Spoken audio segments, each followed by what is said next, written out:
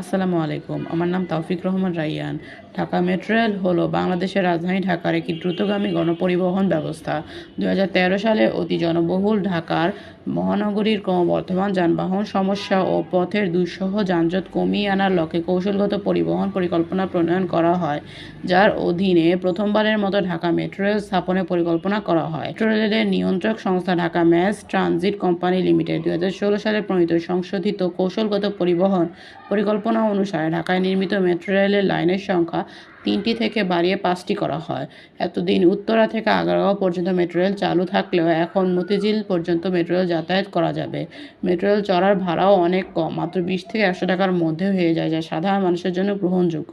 Metro rail পরিবহন ব্যবস্থা যা বিশ্বের বড় শহরে ব্যাপকভাবে ব্যবহৃত হয়। মেট্রো রেল বিশ্বের অনেক বড় বড় শহরে গণপরিবহনের অন্যতম জনপ্রিয় মাধ্যম। রেলের কারণে আগের মতো মানুষ জ্যামের মধ্যে দাঁড়িয়ে থাকতে হচ্ছে না সময় অপচয়।